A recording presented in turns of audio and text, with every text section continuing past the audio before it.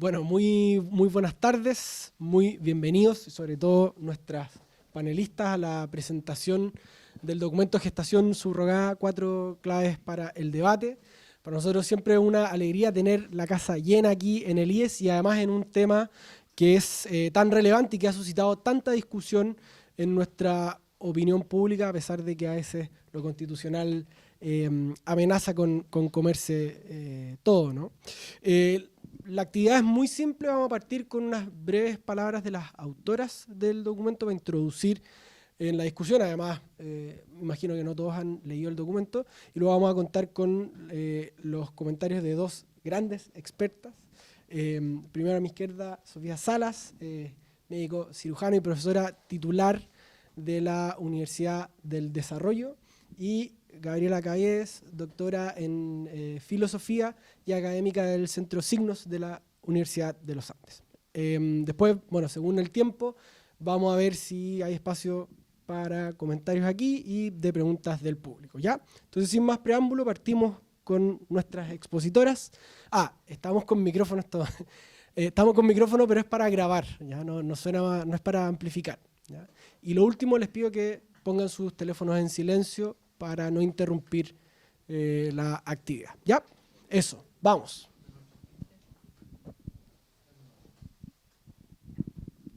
Bueno, muy buenas tardes, muchas gracias por acompañarnos. Entonces la idea es brevemente un poco este documento. La verdad es que esto fue antes como de, comenzamos a elaborarlo antes de como el boom de Ana Obregón, ¿verdad? Que es como que puso de nuevo este tema sobre la mesa. Incluso la ministra Orellana, ¿verdad? Esas frases, no prestamos el cuerpo, comprar una guagua, violencia hacia las mujeres. Entonces la verdad es que es un tema que vuelve una vez más a estar en la contingencia. Y es una práctica que se ha vuelto cada vez más frecuente. Y en nuestra legislación, de momento, no es posible realizar esta práctica, porque las leyes establecen que la gestante será la madre del recién nacido y tendrá los derechos y obligaciones derivadas del vínculo. Por lo tanto, lo que hacen actualmente es viajar a otros países donde esta práctica está permitida. Y es un tema que está más presente también en el marco de la cultura de las masas. O sea, nosotros vemos estos casos de los famosos, que hay cierta como aceptación o incluso legitimación social de algunas personas, como por ejemplo la serie de las Kardashian, ¿verdad? Y en el fondo el foco, Paris Hilton o las Kardashian últimamente, y este caso de Ana Obregón, ¿verdad? Que uno dice, bueno, ¿qué nos hace ruido? O sea, el hecho de la práctica misma, en el caso de Ana Obregón, esta actriz que tenía 68 años, esto especie como de simulación, ¿verdad? Como si hubiesen tenido la guagua, porque en el caso de las hermanas Kardashian, ella en el fondo sale en la cama y todo, como si ella hubiese tenido la guagua, Ana sale en silla de ruedas, entonces uno dice, bueno, ¿qué nos hace ruido en todo esto? Y ahí el foco está puesto, en verdad, en quien desea el hijo, ¿verdad? Pero nos olvidamos de dos personas, por lo tanto se esconde una realidad dramática detrás, que es qué ocurre con el hijo y con la mujer, que muchas veces está en una situación de vulnerabilidad. Y además, detrás de esto se esconde una agencia millonaria, ¿verdad? Que hay una cifra que vive el 2022, 14.000 millones de dólares. Entonces se nos olvida que está esto. Entonces surgen varias preguntas y un poco el documento está estructurado en 4 partes. Una, la parte conceptual, porque de repente cuesta entender qué es gestación subrogada, ¿verdad? ¿Qué tipos hay? Luego una segunda parte que es un poco el argumento central, ¿verdad? La instrumentalización tanto del niño como la mujer gestante, y por otro lado también la mercantilización que implica esta práctica. Por último, bueno, varias preguntas que tratamos de responder a lo largo del documento y que también aquí con nuestras invitadas también probablemente van a salir. Que, por ejemplo, ¿qué va a ocurrir a futuro cuando el niño quiera conocer la identidad de sus padres? ¿Verdad? ¿Podrá saber quién fue la gestante? ¿Qué ocurre si hay disputas respecto a la custodia de derechos de crianza? Porque en el fondo uno dice cuando las cosas están bien, todo fácil, digamos, pero ¿qué ocurre en esos casos? O, por ejemplo, si el producto es defectuoso, porque hay casos en que dramáticos que si viene un niño, por ejemplo, con síndrome de Down o con alguna malformación, el producto ya no lo quieren, entonces empiezan los problemas, ¿verdad? Y a veces intentan que la madre aborte o en casos de embarazos múltiples la reducción. Si esto deshumaniza esta práctica del proceso de gestación, este supuesto derecho al hijo puede ser a cualquier costo. Entonces, bueno, estas y otras preguntas intentamos contestarlas, pero en el fondo, obviamente, hay muchas más preguntas que exceden esto, pero eso es parte de lo que contestamos. Yo, bueno, muy brevemente, porque la idea además que leer el texto, entonces no me voy a extender, pero sí, bueno, decir como que este es un tema sobre el que convergen muchos otros temas y que tienen miles de aristas, ¿cierto? Uno puede, acá tocamos dos, como explicaba la Javiera, que es un poco como de los grandes cuestionamientos éticos que se le hace a la gestación subrogada, que tiene que ver con la instrumentalización, y que se da no solo en la maternidad, o sea, en la subrogación comercial, que tal vez es más problemática y tal vez puede hacer mayor ruido, sino también en la altruista, como tratamos de explicar en el texto, la instrumentalización tanto de la madre como del hijo. Y por otro lado, otro argumento que suele salir en el debate al respecto, que tiene que ver con la autonomía, ¿cierto? Que este es como un acto de autonomía femenina, y nosotros cuestionamos ese argumento, muy en relación con el tema de la instrumentalización. O sea, si hay una instrumentalización no solo del hijo, pero sino también de la mujer, bueno, ¿es realmente posible que este pueda ser calificado como un acto de autonomía? ¿Y hay límites para esa autonomía? ¿Cómo comprendemos esa? O sea, hay distintas formas de comprender la autonomía, ¿cierto? Como un acto que se da sin ningún tipo de limitación, o teniendo en cuenta la necesaria interdependencia que tenemos los seres humanos, sobre todo sin la cual es imposible comprender la relación materno-filial, ¿cierto? Pero aquí podrían haberse tratado muchos temas que tienen que ver con el lugar de la técnica en la vida humana, hasta cuáles son los límites que vamos a imponer, en el tema del mercado, la mercantilización. Entonces, son muchos los temas, y lo interesante es que acá convergen muchas posturas que en otros temas no podría haber como conversación ni acuerdo, ¿cierto? O sea, desde la ministra Orellana hasta sectores más conservadores, de izquierda, de derecha, más progresistas o liberales y conservadores, en torno a un tema, digamos, por eso muy candente, y que nos pareció interesante tocar acá. Entonces, bueno, no voy a extenderme y...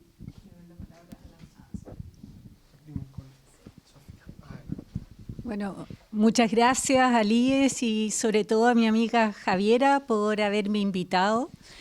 Es para mí un honor estar acá, es primera vez, y tal vez después de algunos comentarios que haga puede que sea la última. Espero que no sea la situación. En primer lugar, para tratar estos temas me parece que parte de la honestidad intelectual personal, es decir, desde dónde uno los aborda, porque si uno tiene un rechazo a priori a todas las técnicas de reproducción asistida, la gestación sustituta va a ser una más dentro del rechazo a las técnicas.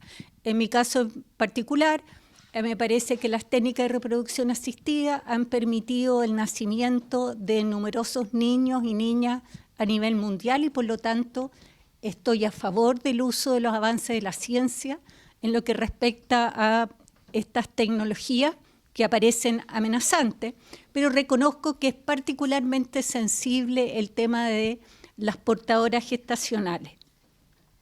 Y en ese sentido, muy de acuerdo con las autoras, que el límite del uso de estas técnicas debiera ser el respeto a la dignidad de las personas y también a la privacidad. Quisiera celebrar que el título sea gestación subrogada y no vientre alquiler, que es como coloquialmente se conocen a estas prácticas, porque la mujer gestante no es un vientre que gesta con su cuerpo, con su psiqui, y no siempre, como dijeron, es por un pago. Hay portadoras altruistas, fundamentalmente madres que aceptan gestar por sus hijas que están impedidas de hacerlo, o hermanas, amigas cercanas. Y también lo que produce mucho ruido es que muchas de estas técnicas se utilizan con fines no médicos, no hay una causa médica, como pudiera ser el caso que citó Javiera de las Kardashian o de actrices famosas que aparecen en la entrega de los Óscares al día siguiente que tuvieron, entre comillas, a su bebé. Y la otra situación que es completamente distinta es cuando hay un contexto de mujeres que no tienen útero o que tienen enfermedades graves que harían poner en riesgo su vida si gestan ellas mismas. Y también la diferencia que pudiera haber, y que tal vez hay tiempo en la discusión, si es altruista o por pago. El que alguien solicite a otra persona que lleve adelante un embarazo cuando la mujer no es capaz de hacerlo, es algo que ya estaba presente en la antigüedad. Probablemente todos ustedes recuerdan la historia de Sarai y Abraham, cuando Sarai, que ya por edad era estéril, le dice a Abraham que tome a su sierva y tenga a su hijo con ella. El uso de estas técnicas son seguras en el sentido de que no hay ninguna evidencia en la especie humana y en otras especies que el organismo de la mujer rechace a un embrión que no tiene sus propios genes. Y eso está bastante bien documentado, lo que no significa que la mujer gestante no tenga los riesgos propios de un embarazo y la estimulación ovárica asociada a los procesos de fertilización asistida.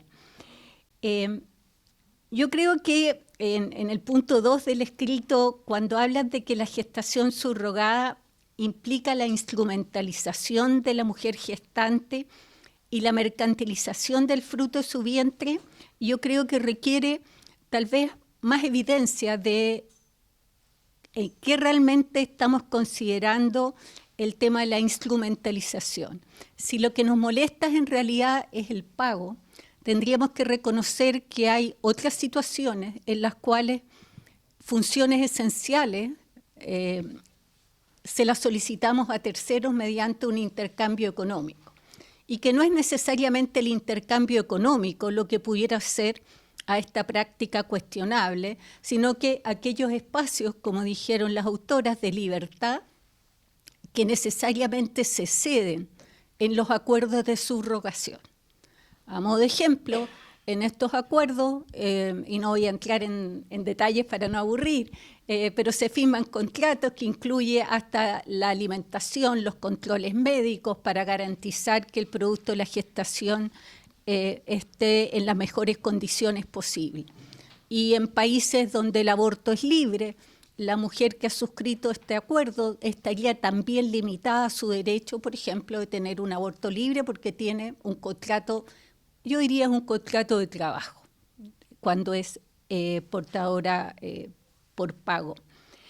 Ahora, yo creo que es más conflictivo el tema si acaso los niños son tratados como un objeto disponible, porque la verdad es que los motivos por los cuales las personas o las parejas procrean son múltiples y diversos, y en general no están sujetos al escrutinio público, quedan en la intimidad de las parejas. Y me parece que es complejo entrar a juzgar aquellos motivos que han tenido para que frente a un impedimento para procrear se acude a las técnicas de reproducción asistida en general o a la gestación sustituta en particular. Y en ese sentido, me parece a mí, como lo señala la Declaración Universal de Derechos Humanos, las personas tienen derecho a fundar familia y a reproducirse, y aquellos que no lo pueden hacer de manera espontánea, los avances de la ciencia actualmente han permitido que puedan procrear. Respecto del tema que yo creo que es súper válido, si acaso los hijos tienen derecho a conocer sus orígenes, la mirada actual es que sí tienen derecho y debieran tener cuando existe, sobre todo, intervención de terceros, ya sea por donación de gametos, donación de embriones o portadora gestacional. Y esto se dificulta cuando es transfronterizo estos acuerdos. Y ese es un problema, pero la evidencia actual sugiere que es mejor saber que no saber, y sobre todo revelar el origen de los hijos es mejor que se haga precozmente y no por azar, porque alguien en la adolescencia reveló un secreto que había permanecido oculto. Y yendo de lleno al cuerpo del documento, me detendré en algunos aspectos en los cuales tenemos algunas miradas distintas. Como ya lo mencioné, me parece que no es lo mismo aquella que solicita estos acuerdos de subrogación porque tienen una enfermedad seria o no tienen útero, no pueden realmente embarazarse, que la que lo hace por fines sociales. Y sí, yo concuerdo plenamente en los usos y abusos de las agencias de subrogación, que pudieran ser parecidos tal vez a los que usan las clínicas de fertilización asistida en sus cobros, o también algunas agencias de adopción, en que no siempre los beneficios económicos van a las personas que más lo necesitan. El intercambio de valor, y no vamos a hablar del precio de los balones de gas, es un tema de que siempre hay más de una mirada respecto de si se justifica o no en área tan sensible como es la reproducción asistida que existan intercambios económicos. Pero la verdad es que esta es una técnica súper restringida. Ha aumentado, pero por ejemplo en Estados Unidos, donde no hay impedimento, alrededor del 2 al 3% de todos los procesos de reproducción asistida corresponden a gestación sustituta. Lo que ha pasado es que los casos mediáticos han sido los más relevados, obviamente, por la sociedad como si fuese un problema mayoritario, pero no es así. Son muy pocos. Y yo creo que vale la pena en este sentido para ver cuáles son las consecuencias futuras de los hijos y de las familias, tanto la familia que solicita estos acuerdos como la familia de la gestante y ella misma, cuáles son las consecuencias a largo plazo. Y por lo menos en Inglaterra, donde los acuerdos de subrogación son altruistas, los estudios longitudinales que han seguido a los niños y han visto el bienestar no es distinto de niños nacidos por reproducción asistida, pero con gestación, digamos, en que la madre que lo cría es la que pare. Por lo tanto, no hay evidencia, no digo que no la haya a ver a futuro, de que exista perjuicio para los niños. Y por otro lado, cuando han estudiado a las familias de las gestantes sustitutas en un contexto que es altruista, ni ellas ni sus familias cercanas, habitualmente el cónyuge y los otros hijos, ven esto como un problema.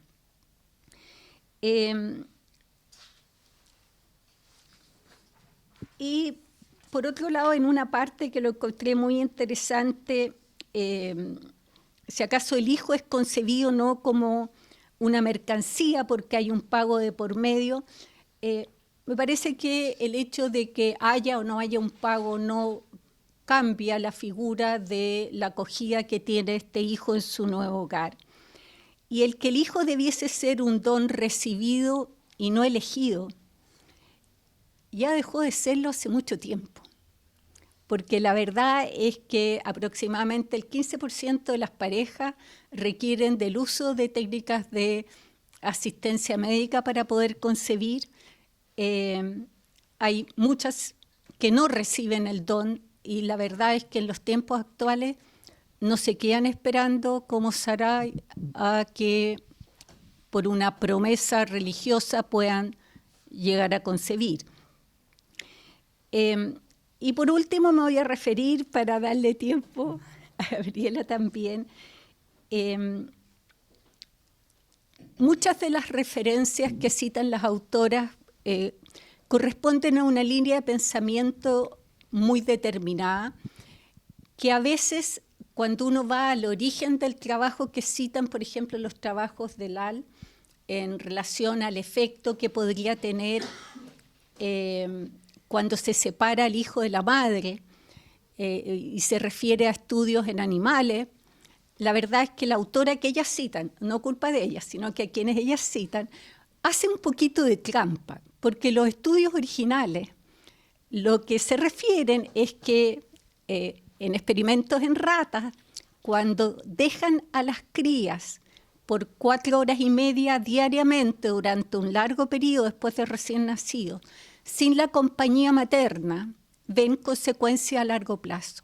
Pero esa compañía materna no es necesariamente la madre que los parió. Es simplemente la figura que da el apego. Por lo tanto, hay suficiente evidencia en el reino animal que lo que es fundamental es el apego de una figura que sea cariñosa. E incluso hay estudios en primates en que crían a los monos con una figura de apego que es un mono de peluche versus un alambre que entrega el alimento, y los monos van a la figura del mono de peluche que le da el cobijo. Por lo tanto, no hay evidencia que sugiera que separar al recién nacido de la mujer que lo parió, si tiene la acogida y el apego de otra figura significativa, que no siempre va a ser mujer, y eso lo tenemos que tener claro porque el uso de gestantes sustitutas permiten no solamente a mujeres que no pueden tener hijos formar familias, sino que también a hombres solos o a parejas de un mismo sexo masculino que puedan constituir familia, porque no podrían hacerlo si no es mediante una gestante sustituta o mediante adopción. Y aquí, para terminar, por motivos que yo creo que todavía son misteriosos para nosotros, las personas quieren reproducirse en inmensa mayoría transmitiendo sus propios genes, por sobre la adopción. Yo creo que está sobrevalorado probablemente la transmisión filial a través de la carga genética, pero la gente sigue buscando reproducirse transmitiendo sus propios genes. Y para algunos, la portadora gestacional puede permitir esto teniendo ciertas ventajas respecto de la figura de la adopción. Y muchas gracias. Gracias, Sofía. Bueno, muchas gracias a todos y a todas, sobre todo aquí a Javiera y a Catalina, que nos invitaron, a Sofía y a mí, a participar de esta instancia, ¿cierto? Para mí este tema me conmueve muchísimo y por lo tanto agradezco mucho poder participar de esta instancia. Para mí, este es un tema que dentro de muchas otras cosas, porque es un tema complejo, quizás es lo primero que me gustaría compartir con Sofía y con las autoras del texto, que es un tema difícil y que tiene muchas aristas, es un tema relativamente nuevo y por lo tanto suscita muchísimas preguntas, de las cuales nos deberíamos hacer cargo con más preguntas que respuestas. Y por lo tanto, yo siempre tomaría este tema con mucha cautela, porque estamos pisando sobre temas muy íntimos de la existencia humana.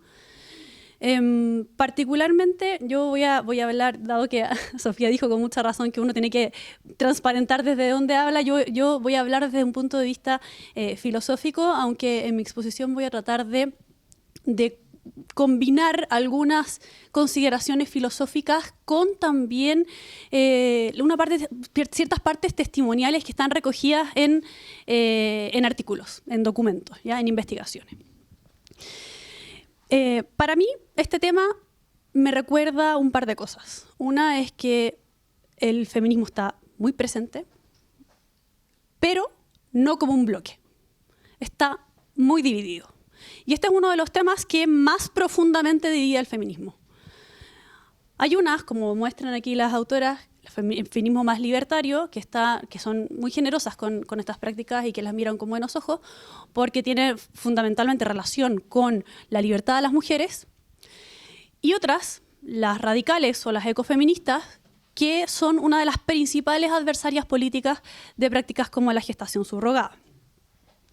Y es interesante ver cómo eso en términos políticos y en todas partes del mundo funciona de manera bastante transversal. En España, por ejemplo, las marchas del 8M, hay dos marchas para partir. Una que son de feministas más liberales o feministas queer incluso, feministas trans o a favor de los movimientos transgénero, y feministas que son radicales, que dentro de sus pancartas dicen cosas como no somos vasijas. Esa es una de las cosas por las que ellas abogan con mucha fuerza. Entonces esto es algo que está presente y que no tiene que ver solamente con cruces conservadores o no, sino que es algo que mueve a todos los espectros políticos. Entonces a mí me gustaría, en estos minutos que tengo, revisar este tema, digamos, las cosas que tocan Javiera y Catalina, volverlas a pensar, volverlas a mirar y mezclarlas como les dije, con algunas consideraciones filosóficas. Lo primero, claro, es remarcar, como también lo dijo Sofía, que es que hay muchas razones por las cuales las parejas buscan hijos y en especial se someten a prácticas como gestación subrogada. Pero a grandes rasgos, ¿cierto? Y de manera más o menos reconocida, hay dos grandes grupos y uno de ellos uno lo podría subdividir en dos, como para ir aclarando el panorama, ¿cierto? Unos son las que lo hacen por dinero y las otras las que lo hacen de manera altruista. Incluso dentro de las que lo hacen por altruismo hay dos grupos. Las que, aún haciéndolo primordialmente por altruismo, reciben de todos modos dinero y las que no. Vamos, digamos, demarcando los grupos, porque en el fondo las que reciben dinero de todos modos pasan por una industria. Puede ser de manera altruista, pero eso no significa que no les vayan a pagar, digamos. Las que, porque hay empresas de por medio, se hace con una serie de códigos, de contratos, en fin. De las que lo hacen por dinero se habla mucho, porque es lo más fácil, digamos, de identificar como más complicado, ¿cierto? Y ahí además el argumento de la libertad pierde mucha fuerza, porque la extrema precariedad que lleva a estas mujeres a embarcarse en una empresa como esa hace dudar o pone en tela de juicio de manera importante, bueno, en qué condiciones realmente de libertad está para tomar esa decisión, ¿cierto? Entonces, en ese sentido, la libertad no puede verse solamente como la capacidad de suscribir un contrato o de firmar un contrato, digamos. No es solo libre albedrío.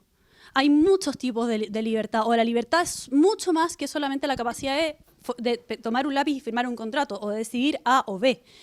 Y por lo tanto, es más fácil, digamos, poner en tela de juicio que haya una situación de libertad profunda en una situación así, en casos de mujeres que recurren a estas prácticas por una situación de extrema precariedad y en las que muchas veces además tienen ellas que alimentar a sus propios hijos, ¿cierto? Además que se someten a un trabajo que, digámoslo, es 24/7, digamos, ¿cierto? Es pagado, pero 24/7, tiene sus incomodidades. Todas las mujeres aquí que han tenido hijos saben que tiene sus bemoles, ¿cierto? El embarazo. Y en ese sentido, feministas radicales, como por ejemplo Andrea Dworkin, dice que aquí, bueno, hay un paralelo bastante innegable con la prostitución, pero que está libre del estigma. ¿Por qué? Porque a diferencia de la prostitución no hay erotismo, no hay penetración y por lo tanto hay dinero, hay uso del cuerpo, pero no está presente la parte propiamente sexual y por lo tanto está libre de ese estigma. Hay una feminista que escribió un texto en 1984, esto es relevante porque puede ir cambiando la forma en que luego se aprecia lo que ella dice. Que ella lo que hace es un relato, ¿sí? Ella es un capítulo del libro y que ella muestra un relato porque lo que intentó hacer, o sea, lo que hizo como experimento de campo, fue y se presentó como voluntaria en una empresa de gestación subrogada y como yo me vengo a presentar, yo quiero hacer esto. Entonces ella lo que hace es relatar cómo es estar en una empresa como esta, cómo es postularse. Y entonces ella va contando, no voy a contar todo porque me demoraría la vida, muy interesante, pero lo que cuenta es, mire, para la empresa, una de las cosas más relevantes es que usted está 100% abocado a su trabajo. Entonces, una de las primeras cosas que dice, a mí lo que me pasó fue que me sentí vigiladísima. Estaban muy encima mío, porque claro, a ellos les interesa que el producto no sea defectuoso. Y por lo tanto, como el producto no puede estar defectuoso, el continente tampoco, ¿cierto? Aquello que lo contiene tampoco. Entonces están muy encima de lo que ella hace o no hace. E incluso dice, en algunos contratos pueden incluso hacerle firmar a uno que si es necesario y si el doctor así lo especula o lo declara, uno tiene que incluso dejar el trabajo que tiene actualmente. Y así con un montón de otras cosas. Y claro, como les interesa que esté muy comprometida, y si ven, o sea, le hacen una entrevista, muchas entrevistas, si ven que no viene con motivo altruista alguno, sino realmente solo por dinero, entonces intentan mostrarle una serie de casos para que además se comprometa en algo, digamos, se convierta en algo altruista, porque así compromete mucho más, ¿cierto? Entonces muestran una serie de historias que las repiten, son, por ejemplo, 3 o 4 historias que las repiten de mujer en mujer, ¿cierto? De manera que para mover a la empatía, para mover al altruismo y comprometer más a la persona. También la están constantemente felicitando, comprometiendo, ¿cierto? Cada vez más para que se sienta completamente en eso, ¿cierto? Durante el tiempo que va a estar. Una cosa que ella destaca es que si bien hay muchos psicólogos, nunca se preocuparon realmente por sus condiciones por sus condiciones mentales, digamos. Salvo que eso significara que ella eventualmente podía dejar el proceso en el camino. Ahí sí. O cuando o también la apartaron mucho si es que empezó a hacer muchas preguntas que eran incómodas, o decía, mire, no quiero ir con sus abogados, quiero ir con el mío. Ahí la cosa se empezó a poner color de hormiga, ¿cierto? Entonces un día la enfrenta, le dice, oiga, usted está haciendo muchas preguntas, ¿qué es esto? ¿Usted está comprometida o no? Porque cuéntanos al tiro, porque si no esto no va a funcionar. Bueno, esto fue 1984. Uno esperaría, y espero de verdad que sea así, que las cosas hayan cambiado y que la regulación haya ido mejorándose, pero yo de todos modos intuyo que si es que, esto es una intuición, ¿eh? No es ninguna evidencia, es una intuición, que si hay un compromiso demasiado grande de la empresa en cuestión por la situación integral de la mujer que va, estoy pensando de nuevo, esto está en el caso de las que lo hacen por dinero, ya todavía no hemos hablado de las altruistas. Si hay una preocupación demasiado grande por su situación, por sus circunstancias, por su situación económica y psicológica, obviamente es posible que pierdan mujeres que van a ofrecer sus servicios. Entonces no sé si les conviene tanto hacerlo tampoco, preocuparse tanto de la situación particular de la mujer porque ella forma parte de un entramado, ¿cierto? Entonces puede haber cambiado seguro, pero para que funcione no sé qué tanto puede cambiar, más allá de lo legal, digamos, sino como lógica. Ya, pero la parte como del dinero prefiero no meterme tanto porque es más fácil, es más evidente, ¿cierto? Que hay una suerte de abuso por parte de quien tiene dinero a alguien que no lo tiene. El caso altruista, ¿cierto? Es más complejo. Es más complejo porque hay una decisión más libre, sobre todo el caso de las que lo hacen sin cobro, ¿cierto? Que es más propiamente, genuinamente libre. El caso de las altruistas ocurre lo que ellas llaman un viaje de amor, ¿sí? Este tipo de lenguaje lo aprendí con una socióloga que se llama, Susa Berendt. Imposible acordarme el nombre así, es con zetas y S por todos lados. Susa Berendt es una socióloga de la UCLA que lo que hizo fue fue hacer una especie de mapeo por todos los portales de web en que las mujeres que se comprometían, que entraban a gestación subrogada de manera altruista, es decir, ellas lo hacían por amor a padres intencionales, ¿cierto? Hacían una especie de como microclima, una microsociedad entre ellas. Se conectaban de manera virtual por esta página web, y como blogs, por así decirlo, entre ellas. Entonces, el objetivo era es crear esta especie de sociedad cerrada en las que ellas se entienden, ¿cierto? Crean también una distancia con los que no lo hacen o con los que no lo comparten, ¿cierto?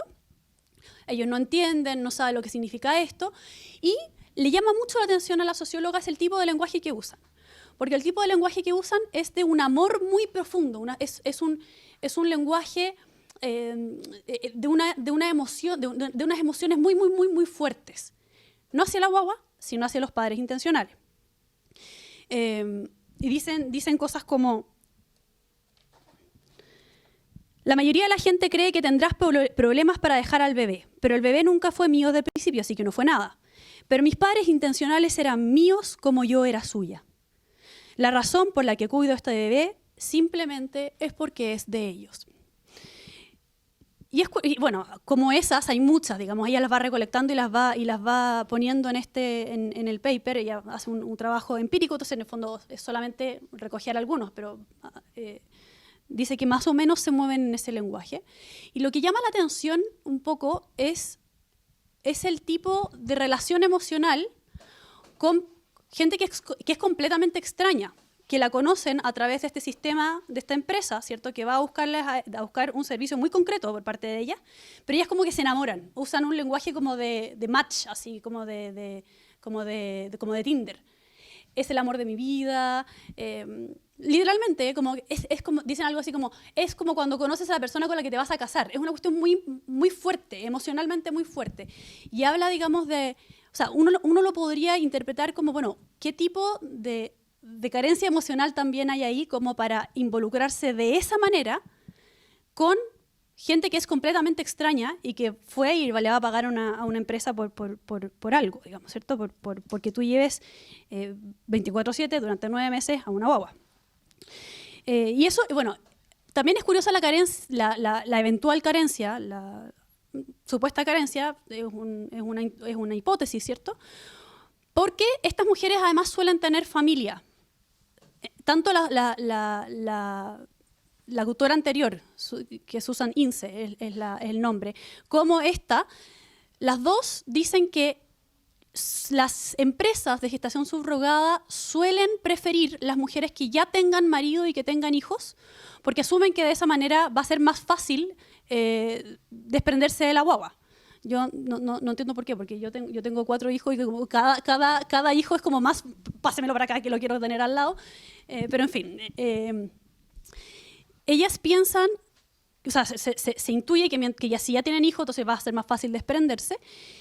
Y claro, llama la atención esa carencia afectiva, pero a la vez les permite a ellas justificar la recepción del dinero. No, porque en realidad mi marido y mis hijos tuvieron que hacer este nivel de esfuerzo también, porque a mí no me significa nada, pero mi familia igual sí, entonces ya, el dinero. Eso por una parte. Y por otra, ellas dicen, ya, pero además esto ayuda a que los padres igual valoren el sacrificio que yo estoy haciendo por ellos.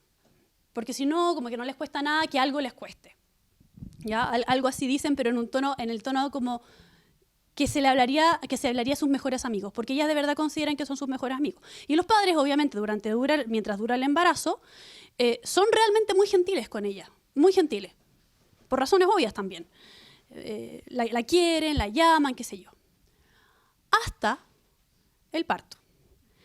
Y ahí, esos padres cortan, ya sea paulatina o bruscamente, la relación afectiva con la madre gestacional. Miércoles, ya. Y entonces ahí viene, ¿cierto? No voy a alcanzar a hacer el otro, ya, no importa. Ahí viene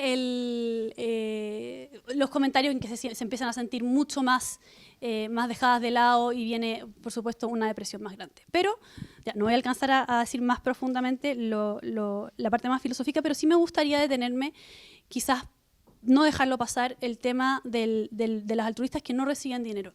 Porque aquí quizás sería la genuina libertad total, pero ya ahí es el momento de trasladar el foco, ya quizás no hacia la madre gestante, pero sí hacia la lógica que opera con el niño y con los padres intencionales. Hay un autor que se llama Max Horkheimer, que es un neomarxista, igual, alemán, ¿sí? Que dice, mire, la gracia de la familia es que es el único núcleo de la sociedad en el que las relaciones humanas no pasan por ningún tipo de transaccionalidad. La transaccionalidad no necesariamente tiene que ser mercantil.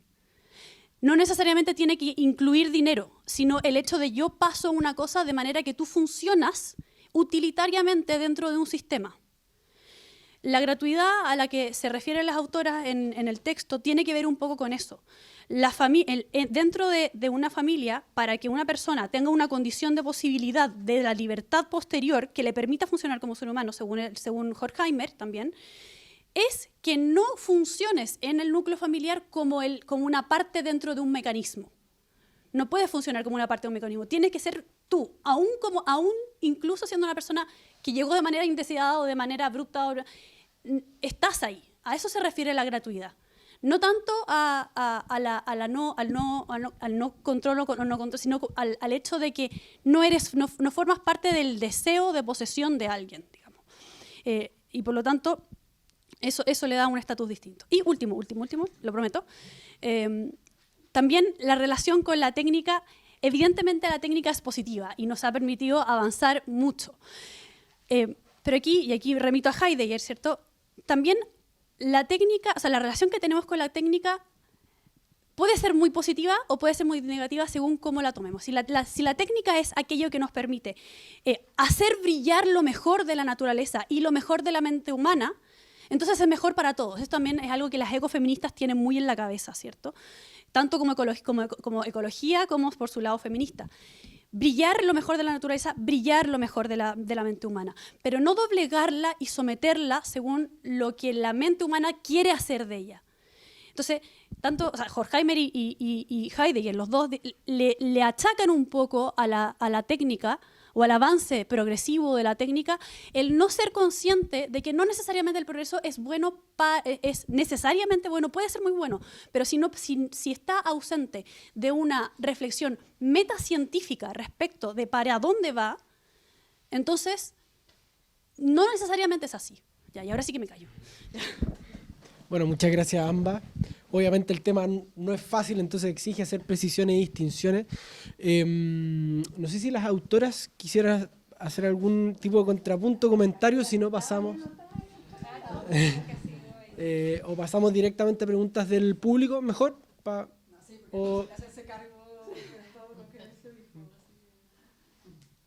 seguras? Bueno, entonces vamos ahora, si hay preguntas, por favor.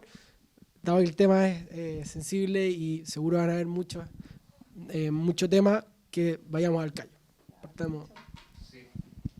Bueno, primero agradecer a Guillermo por invitarme. Reconozco que no me he leído el documento y una manera un poco floja de introducirme en un tema del que no sé, pero que obviamente me interesa. Así que le agradezco a las autoras y también a las comentaristas por esta inmersión rápida que estamos haciendo en el tema. Yo tengo una pregunta que para cualquiera de ustedes que la quiera contestar, es una inquietud nada más. Si hay en este tema, dado el avance que he tenido últimamente, ciertas tendencias regulatorias, digamos, o sea, uno podría identificar en otras áreas de políticas públicas, uno identifica, no sé, se identifica, qué sé yo, una vertiente más europea o una más americana, digamos. Si es que ya están más o menos definidas las tendencias regulatorias o vertientes regulatorias que hay sobre esta materia, que si me pudieran ilustrar sobre eso, que creo que siempre es importante. En este tipo de cosas se va creando una suerte de conocimiento acumulado que lleva la regulación hacia ciertos lados y basado también en principios que pueden ser distintos. Si quieren juntamos... Sí, si quieren juntamos más de una pregunta y para que puedan contestar todas. Eduardo. Ya, muchas gracias a todos ustedes, muy interesantes las presentaciones.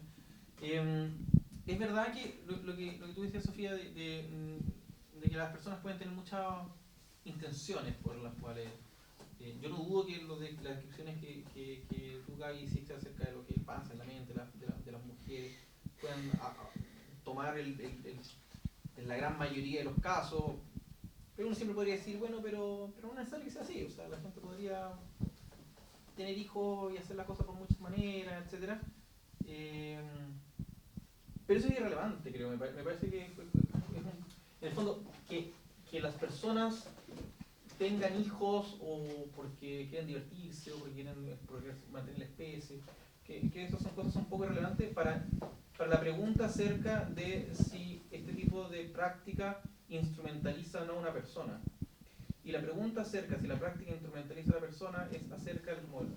En parte, el entramado institucional, es el tipo de intención que hace racional las determinadas prácticas que se toman. Y aquí lo que decía Gaby tiene mucho sentido. Si en el fondo nadie quiere instrumentalizar nada, todos quieren tener guaguas porque encuentran que la guagua es muy maravillosa, pero la institución está constituida de manera tal de que se preocupan de que el producto esté bien, es una instrumentalización. Porque lo que hace racional que haya un encargado de productos, un encargado de ventas, que haya un equipo de psicólogos, lo que hace racional esto, que no sea una pura locura, que esté ordenado, es la consideración de una guagua como un producto. Entonces, creo que es un poco engañoso salir por otro lado o decir que los niños que nacen son un bien. Efectivamente, los niños que nacen son un bien, pero los niños podrían nacer en circunstancias muy espantosas también. O sea, los niños que nacen, perdón, esto puede sonar un poco brutal, pero los niños que nacen, en el caso por violaciones, también son un bien, pero la violación es espantosa, digamos. Entonces, que haya muchos niños que hacen eso. Entonces, claro, la pregunta siempre es institucional. La pregunta... Entonces, ¿por qué? Claro, entonces, la pregunta es así, muy concretamente, ¿por qué sería relevante preocuparse por cómo se sienten las personas o no para evaluar una práctica? ¿No? Lo mismo. Y no sé si hay más... Dale, claro. No, chica, pero quizás por lo que preguntó Sofía, quizás ella puede saber. ¿Cuál es la relación contractual en el sentido de quién se obliga a qué? ¿La madre a qué se obliga? ¿A gestar y a entregar el hijo, o la empresa se obliga a entregar el hijo una vez que esté gestado? ¿Quién asume qué obligación? Si quieres, ya, ahora sí me voy a poner Paco con el tema del tiempo. Es que hay hartas preguntas y ideal que podamos hacer una... Pero hacemos una segunda tanda, ¿ya? Eso. Si no se... Entonces quedamos aquí y entonces, si quieres partir, Sofía. En relación a regulación, hay un grupo importante que se juntó en Casablanca en marzo de este año, que tiene la idea de que exista prohibición absoluta de todas estas prácticas independientes de si son altruistas, no altruistas, etc. Hay otra tendencia que dice los principales problemas tienen que ver con las reproducciones transfronterizas, porque ahí es más difícil realmente ver cómo se protegen a las mujeres que pueden estar sujetas a acuerdos que son injustos. Y yo diría no solamente tal vez para la gestación subrogada, sino que para otras prácticas en que se eligen los espermios y los óvulos en un país, se viajan a otros países donde está la gestante, y eso a mi juicio enreda bastante. Y hay otros que dicen, bueno, acuerdo entre privados y mejor que no se regule. En Chile, por ejemplo, que no existe, como dijeron, regulación, lo que se ha hecho, porque se ha hecho relacionada, la madre gesta a sus nietos, por así decirlo, y los da en una adopción que tiene que ser, es inscrito a nombre de ella, porque en Chile es madre quien parió, y luego una adopción para que la hija adopte a sus hijos, por así decirlo, que es una figura extraña. Yo creo, mi idea es, aventuro a que el acuerdo de Casablanca no va a ser extendido, porque quienes fueron a ese acuerdo no representan los grandes grupos que están detrás de estas prácticas, ni tampoco a los que hacen las técnicas de reproducción asistida. Es más bien, no son tampoco tan universales en su propuesta. Yo creo que no se va a llevar a cabo una moratoria absoluta como si hay para la clonación, por ejemplo.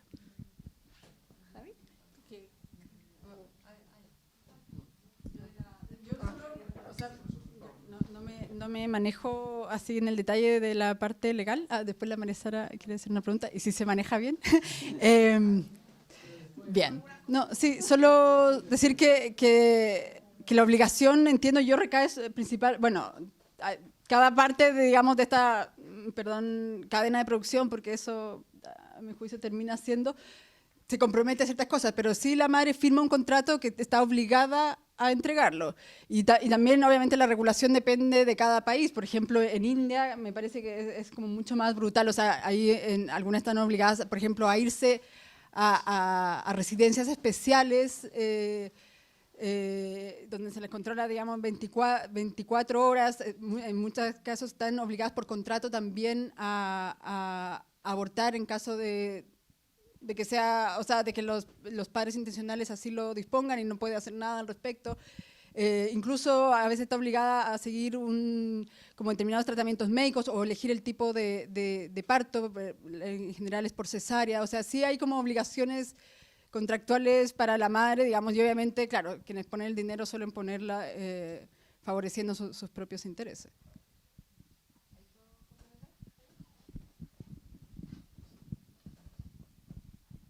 Con respecto, claro, a tu pregunta hay distintos países, distintas regulaciones, hay unos, por ejemplo, que permiten, porque, por ejemplo, Ucrania ha tenido tanto como el boom, éxito, por así decirlo, sustancialmente es más barato y además permite que vengan gente extranjero, porque hay algunos que solamente lo permiten solamente para residentes. Entonces, claramente este turismo se da en algunos países. En general, los principales clientes son parejas de Europa y entre los destinos India también ha sido mucho tiempo. Tailandia, el estado de Tabasco en México, Rusia, Ucrania, Camboya y bueno, Ucrania principalmente por lo que comentábamos. Y hay historias bien dramáticas porque en el fondo, primero con la pandemia, guaguas varadas. Entonces uno ve verdaderas granjas, guaguas varadas que esperando ahí por sus padres y unas fotos que uno ve dramático, ¿verdad?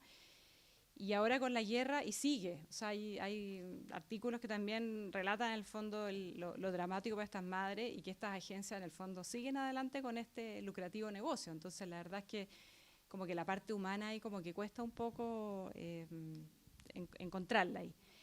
Después, con respecto a los requisitos contractuales, claro, hay unos como por ejemplo, no confidencialidad al historial médico, estar sometido a rigurosos tratamientos médicos también, condiciones dietéticas severas, o sea, lo que decía en el tema de la alimentación, permanecer en dormitorios bajo supervisión, restricciones en el contacto con sus parejas e hijos durante el embarazo, prohibición de practicar deporte o tener libertad de movimiento, exigencia de practicar abortos bajo ciertas condiciones.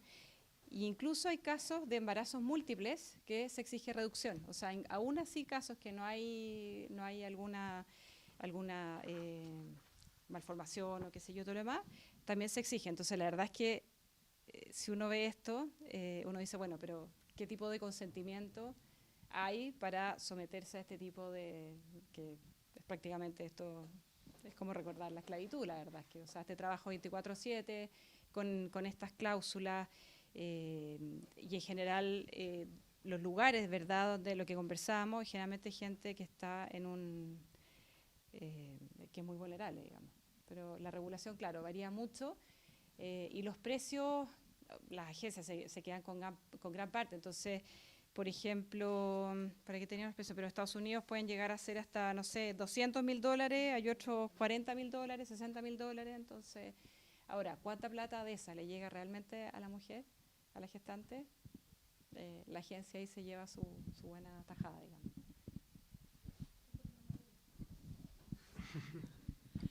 Ya.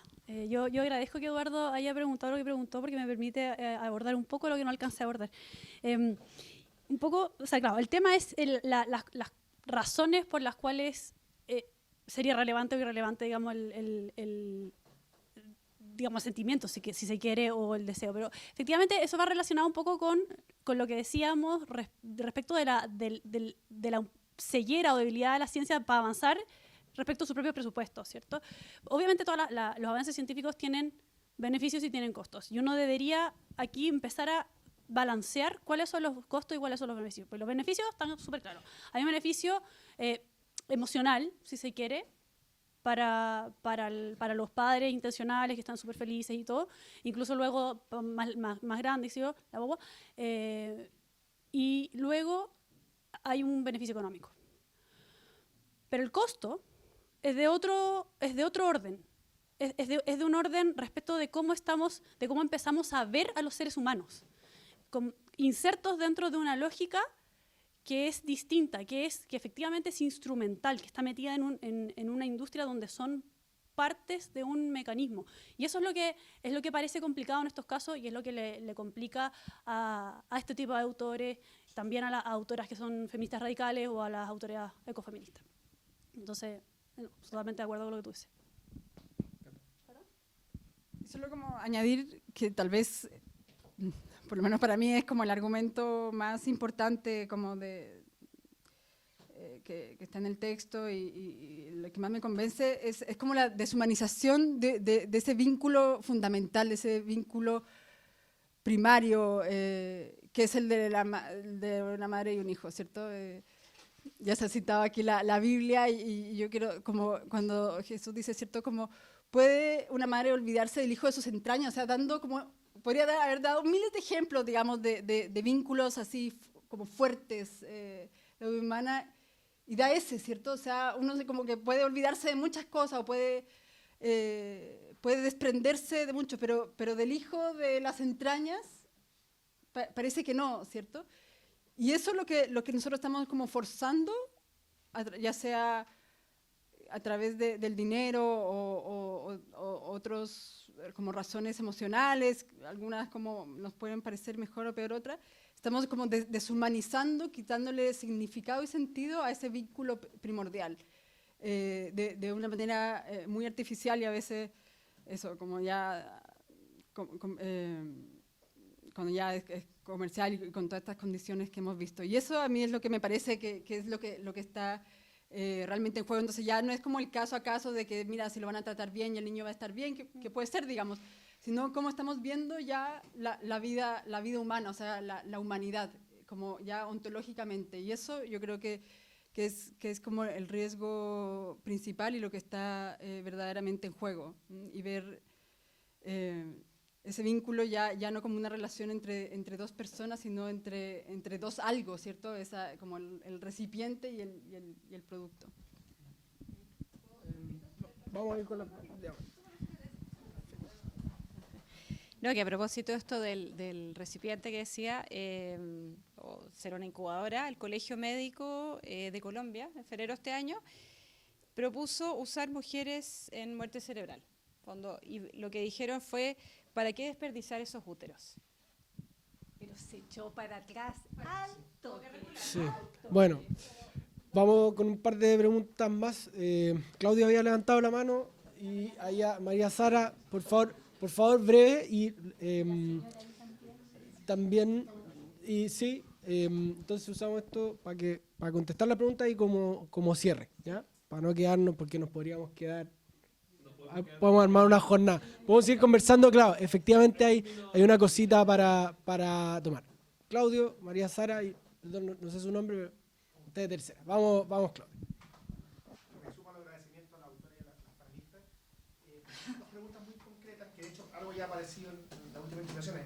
Lo primero es que hace poco hubo un hito que no se había mencionado, me parece, en las intervenciones iniciales, sí aparece en la intervención última de Sofía, que es la Declaración de Casablanca. Entonces, para cualquiera de las autoras panelistas, ¿qué piensan en general, pero sobre todo si pueden explicar un poco cómo surge eso? ¿Cómo se llega a una declaración de esa índole que a mí me parece, sin ser experto en el tema obviamente, que es bastante sorpresivo? O sea, que uno de un día para otro se encuentra con que aparece una declaración transversal de índole internacional y que dice, prohibamos esto, y se puede encontrar el trasfondo. Y lo segundo... Hay una firmante. No estamos coordinados, pero lo segundo.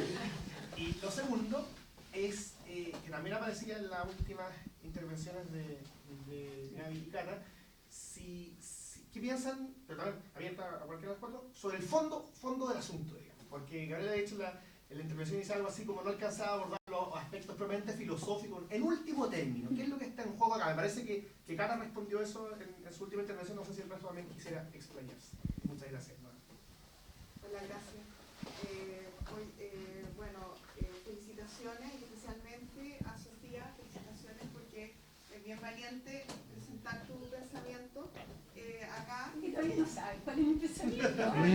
Más o menos he leído varias cosas que han escrito en cartas en el diario y pienso que un poco lo conozco, aunque no hemos conversado mucho más, pero sí quería hacerme cargo de algunas preguntas que han hecho. Yo primero quería contarles que yo soy firmante de la Declaración de Casablanca y creo que soy la la única chilena, no sé si hay alguna otra chilena, pero me parece que no. Y el grupo Casablanca somos personas de todas partes del mundo, de muchos lugares, que coincidimos en la convicción profunda de que la práctica de la maternidad subrogada es un error para la humanidad y pensamos que debería ser abolida a nivel internacional. Y en eso coincidimos con, y aquí una tendencia, una pregunta que había es cuáles las tendencias que hay. Coincidimos con muchas declaraciones internacionales de grupos feministas, que son algunos de los que menciona Gabriela, que existen y que ya se han proclamado y que son también radicalmente opuestas a la subrogación tanto comercial como altruista, y que también postulan su abolición total. Incluso proponen que se usen en el ámbito internacional instrumentos jurídicos que se usaron históricamente para la abolición de la esclavitud. O sea, proponen que se usen incluso ya textos, digamos, que se han usado históricamente para que lo equiparan a la abolición de la esclavitud. Entonces, digamos, el grupo de Casablanca no somos los primeros en sumarnos a este movimiento internacional por la abolición de la maternidad subrogada. Ya hay otros grupos que se nos han adelantado, especialmente el campo del feminismo. Nosotros no somos feministas, pero sí que compartimos con el feminismo radical la oposición radical y total a esta práctica. Y pensamos que debería abolirse a nivel internacional, que no hay forma de resolver los problemas profundos que producen. Y ahí me hago cargo de otra tendencia que tú mencionaste, Sofía, que es un problema que está ocurriendo en Europa, que es la forma de solucionar la subrogación transfronteriza. Y efectivamente llevamos ya como 20 años en Europa estudiando convenciones internacionales para resolver los problemas que se producen por la subrogación transfronteriza y no han llegado a ningún acuerdo. O sea, han fracasado las conversaciones, los estudios, y son estudios que han acumulado páginas y páginas y muy bien hechos. O sea, estudios hechos por expertos de todas las procedentes de todos los lugares y ambientes y concepciones y enfoques, y han fracasado. Entonces también es una señal de que este problema no admite regulación alguna, o sea, no puede regularse, sino que lo que hay que hacer es abolirlo a nivel internacional.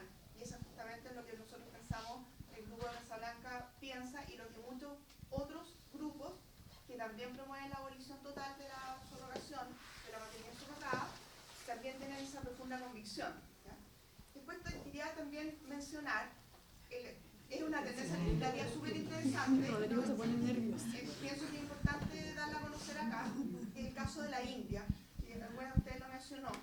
La India fue un paraíso de destino internacional de turismo reproductivo, comercial, ¿ya? Internacional. Había aviones charter que iban a la India a mandarse guagua, y hay una industria muy desarrollada sobre subrogación en la India, con todos los fenómenos que ustedes describieron, algunas de ustedes describieron. ¿Ya? La India cerró sus fronteras, primer fenómeno, cerró las fronteras a la subrogación transfronteriza. Pero no solo eso, sino que pasados unos años, la India prohibió la subrogación comercial. Entonces, en este momento, ahí sí que hay una tendencia clara, legislativa, de un país que experimentó los desastres de la maternidad subrogada internamente y con el fenómeno internacional, que ha ido cerrando la mano, cerró las fronteras, prohibió la subrogación comercial, y yo pienso que la India, no muchos años más, va a prohibir todo el fenómeno de la subrogación. O sea, se va a sumar al movimiento abolicionista, que existe en muchos países. Muchos países prohíben la maternidad subrogada, como Francia, por ejemplo, como Alemania, como Suecia, y otros países que radicalmente la prohíben. Y por último, el caso chileno, justamente el caso de los casos que han salido en la luz pública sobre subrogación de los tribunales, que yo los conozco, los he estudiado, se han resuelto no por adopción, se han resuelto por juicios fraudulentos, por el uso ilegítimo y fraudulento de acciones de filiación. Se han resuelto en juicios coludidos, que son totalmente contrarios a todo derecho, y en fallos que han quedado firmes porque nadie los ha apelado y porque están coludidas con las partes.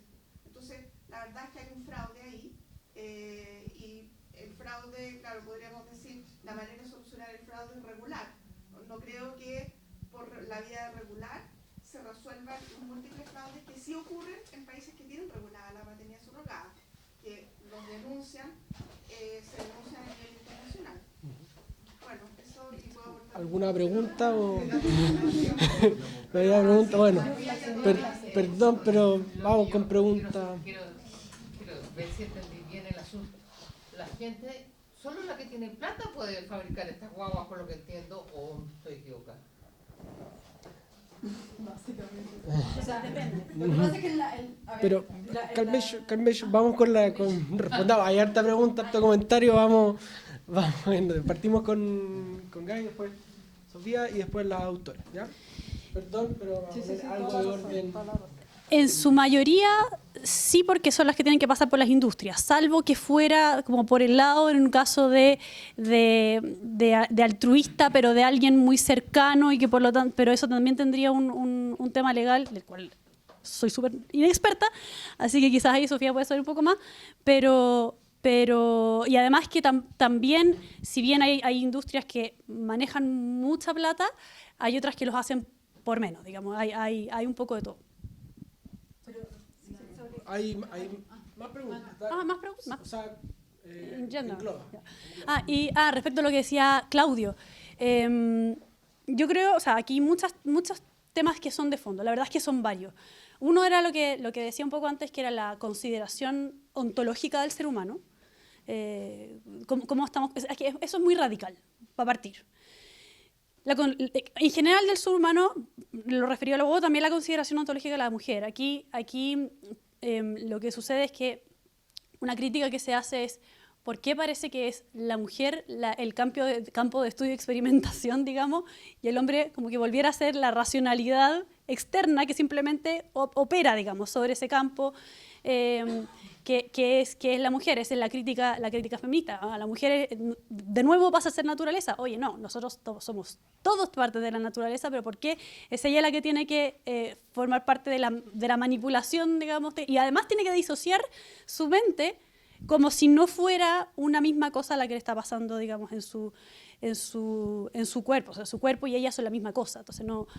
Entonces, claro, están en juego, primero, cómo consideramos ontológicamente el ser humano, y también, a mi juicio, la mujer.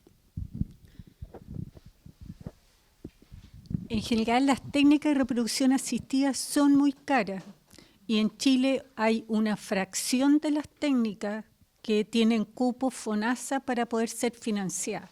Y claramente la gestación sustituta está fuera de esa alternativa, más allá de los problemas regulatorios que existen.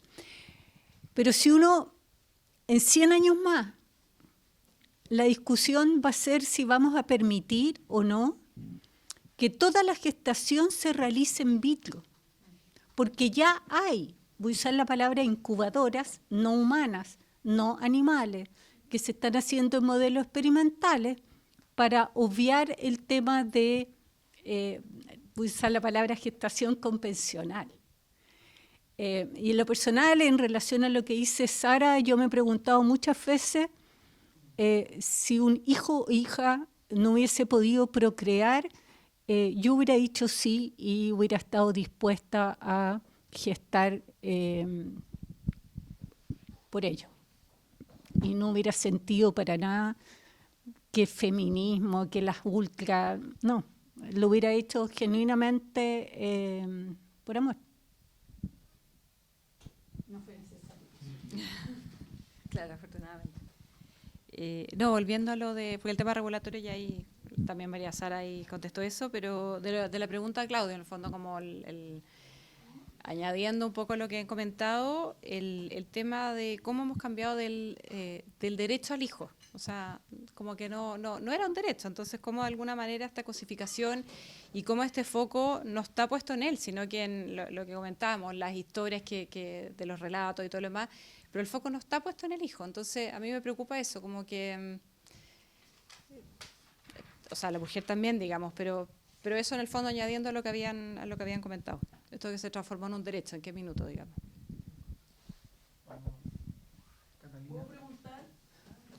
Sí. Ya lo está haciendo, así que... No, dele. Sí, ya preguntó. Vamos, Catalina, sí, que ya se nos está haciendo bastante tarde. Nuevamente, yo sé que suscita muchas preguntas, pero va a haber espacio para que sigamos conversando con una copa de vino, un sándwichito. Era la madre del autor igual. Sí, pero... Está bien. La madre de la... Ley pareja. Ay, me perdí. El fondo del asunto. El fondo del asunto. Nada, bueno, eso, como yo creo que en estos temas, no solo en el de la maternidad, como que todos estos temas bioéticos pasa mucho que uno se queda con la parte emocional de la casuística, ¿cierto? Y obvio, el dolor de las personas, de las parejas que no pueden tener hijos y todo eso.